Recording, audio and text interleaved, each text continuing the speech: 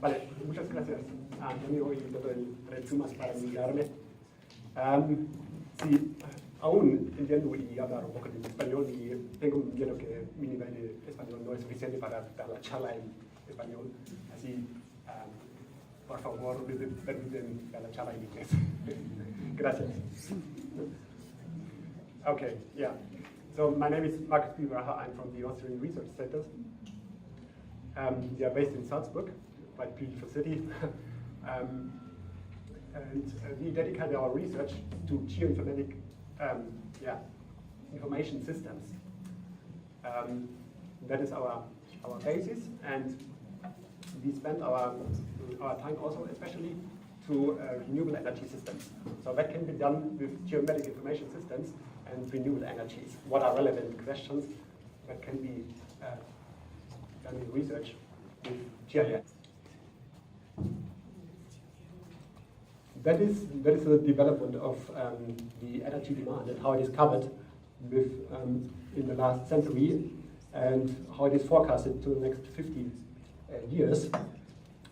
It is increasing tremendously, but it is a global agreement that the share of new renewable energies in the future will have a major share of the global coverage of the energy demand. So what does it mean? Of course, we have some pros for renewable energies. One of the pros is that they are CO2 neutral. They are globally available.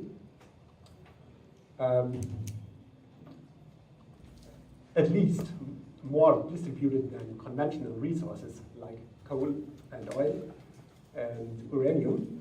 They are sustainable, but they have also some contrasts, which we heard about already in the last couple of days. So they are fluctuating. They have a temporal fluctuating availability. They are geographically varying over the globe.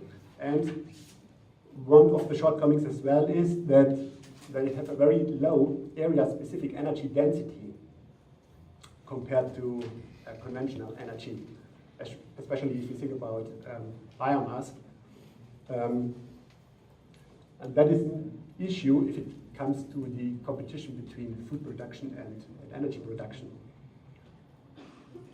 And another shortcoming is that the primary energy form of renewables, especially if you talk about wind and solar, are not storable and can not be transported.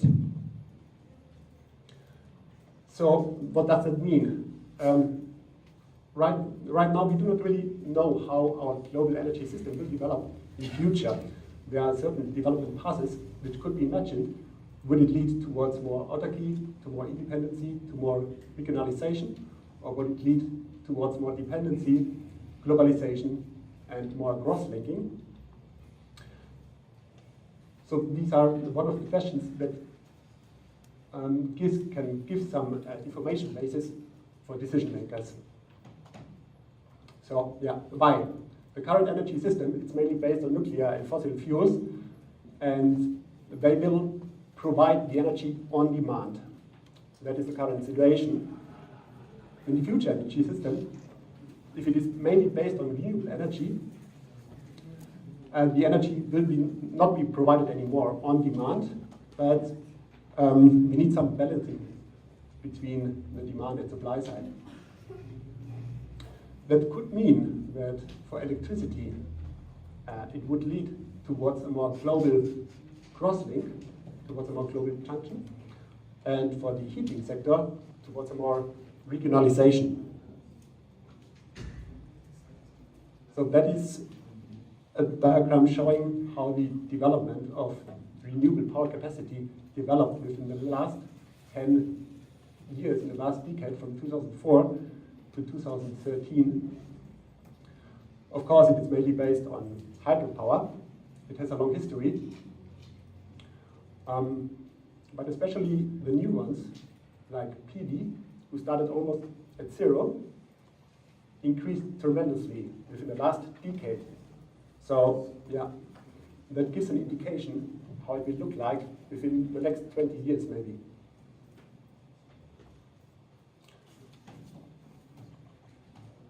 So, yeah, already mentioned what is accompanied by these huge increase in renewable energies.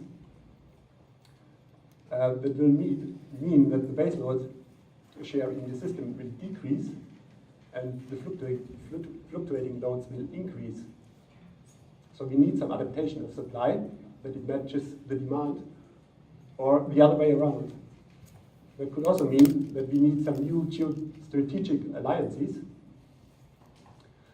and it will definitely also support the ongoing electrification of the energy system. So why this? The questions already mentioned, the geographically dispersed distribution and the temporal fluctuating availability. So the main questions which raise are, where are the potentials and when do they appear? And this is a good basis to treat huge data sets, huge geodata sets, show geographical crosslinks, what are correlations on a geographical scale, and to provide decision makers with a new information basis, mainly based on the geographical point of view. So we saw this slide already yesterday. I guess it was shown by Christian. That is the process chain in the energy system. On the one hand side, we have the potential, and the other hand side, we have the demand. And the process chain in between conversion, transport, and storage, the sequence, it's not completely fixed, especially for renewable energies. If you think about solar and wind, solar and wind has to be converted first into electricity before it can be transported or stored. And especially for these process chain and the sequence in between, this can contribute a lot. So what are some main characteristics if you think about electricity and heat? Electricity is quite suitable for transport, but it's less suitable for storage.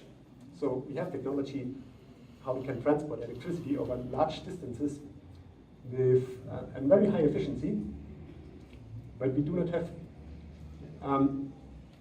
options to store electricity in really huge amounts. For heat, it's more or less the other way around. So heat is not really suitable for transport over large distances, but we can store heat more or less even on the seasonal level. So, what is this in general? We have the reality. The reality is quite complex. And what do we do in geographic information systems? We separate several data layers, each one describing one aspect of the reality. These data layers can be treated and can be fed into models, and then we get a result that is fed back to a new data layer, which gives us a new information.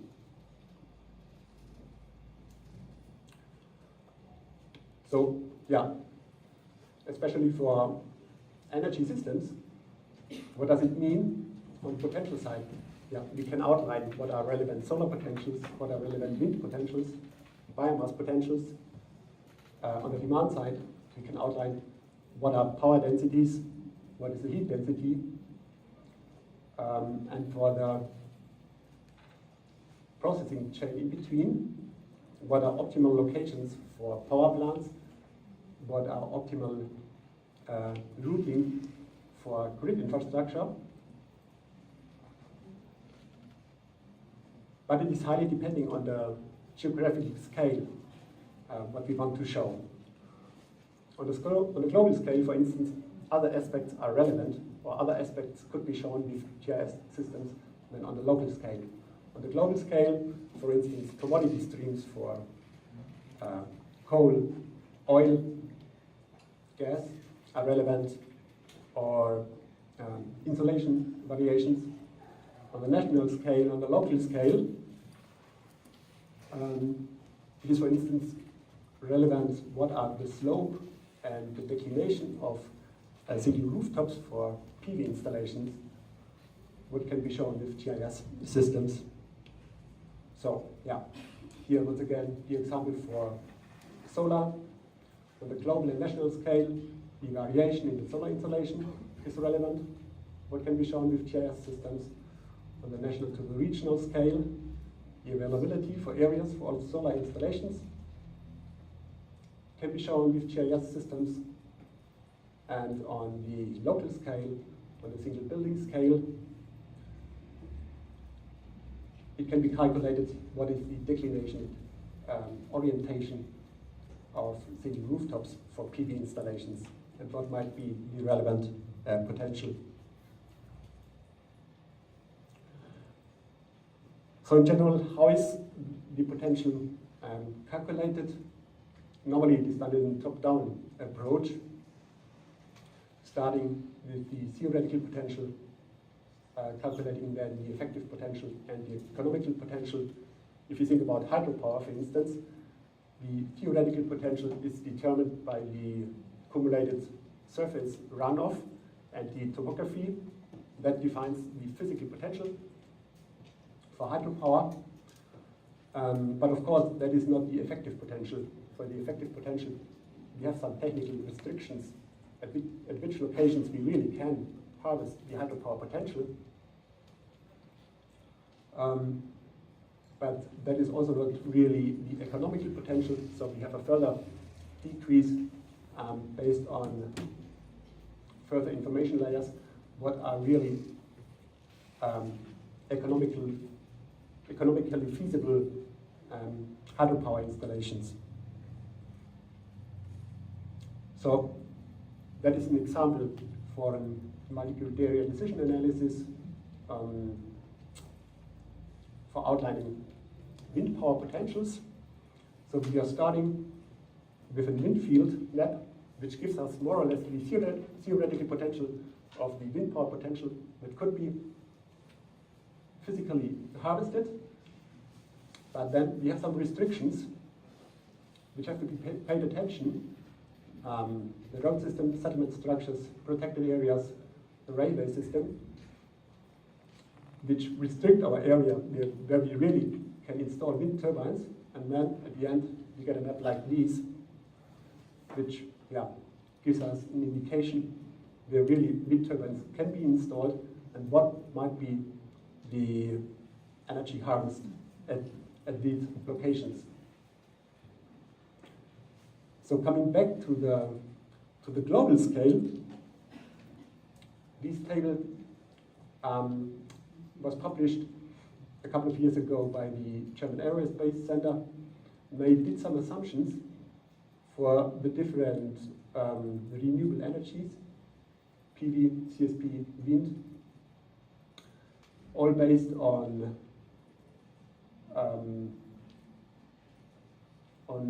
individual layers, like global horizontal irradiation, land cover data sets. And they made some assumptions what share of these land cover classifications might be available for installations for PV, CSP, wind, and so on.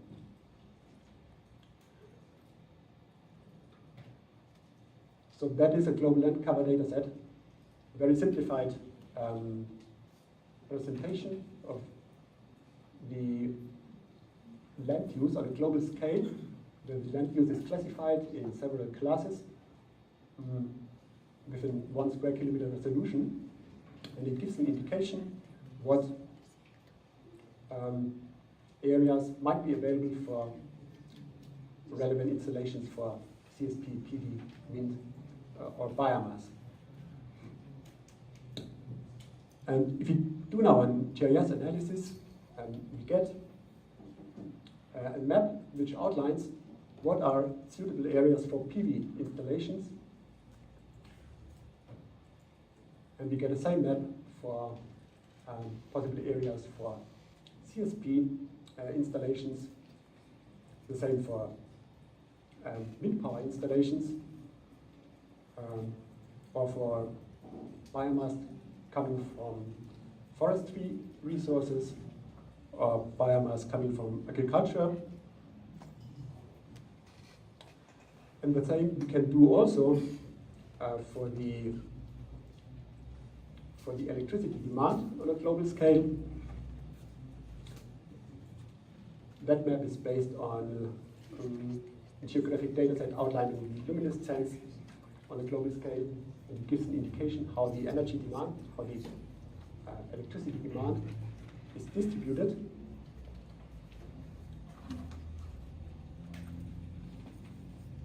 And we have also an idea about the temporal profiles for the solar installation on a global scale. Here, for instance, there is a data set coming from NASA. It is free available, it can be downloaded, and it gives for each 3 hours the solar installation on a global scale for the complete year. That is a database that can be used for energy system studies.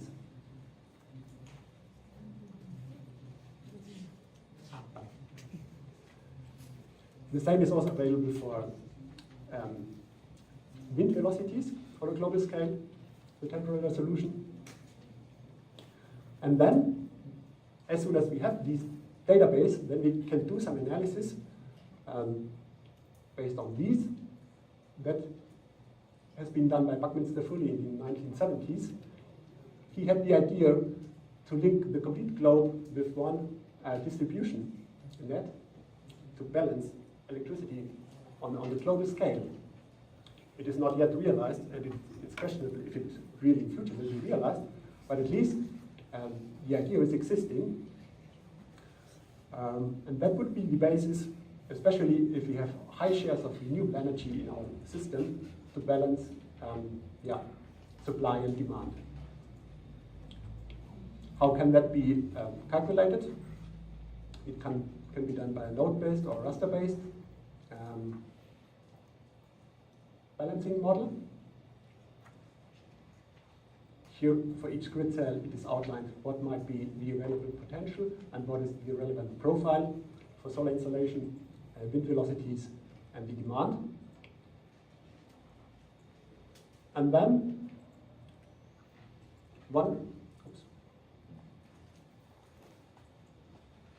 result could look like this. It is a very simplified assumption that the global power demand in future will be only covered by wind power installations and solar power installations. And the balancing should be done by a global transmission grid. And that is what comes out, that optimal installations for solar power would be in Australia and in Mexico, due to the fact that not only insolation in these areas are quite high, but also the time shift between these two locations fit perfect to match the demand profile on a global scale. So how would these pictures change if it is assumed that also storage facilities are available to balance the electricity on the global scale, so that the balancing has not been only done by the global transmission grid? Then it could be seen that major installations for solar power are here in India, due to the fact that in future it is assumed that the highest demand will be here in China and India. And the balancing now has not to be guaranteed by the grid anymore, but it can be done also by storage facilities. Also, that is a very visionary scenario, far away from being realized. There are some studies which go in this direction. Maybe you have heard about the Desert Tech initiative. The idea here is to have huge solar power and wind power installation in Northern Africa, and transmission line capacities from Africa to Europe to cover a significant share of the European power demand by renewable energy coming from Africa. That is a real initiative, not yet realized, and it's questionable if it will be realized in future, but at least people think about such solutions. So one short example, a quite quick and dirty example, how does it look like for Mexico? It is only a clip from the global scenarios. How would optimal balancing would look like if the power demand in Mexico should be covered only by solar installations, wind installations, and biomass installations? What are the optimal locations for installations, and what are balancing streams? And how would this picture change if only one parameter in this scenario is changed? In this example, what happens if inverse costs for wind power are doubled? How do optimal installation change, and what does happen with balancing streams?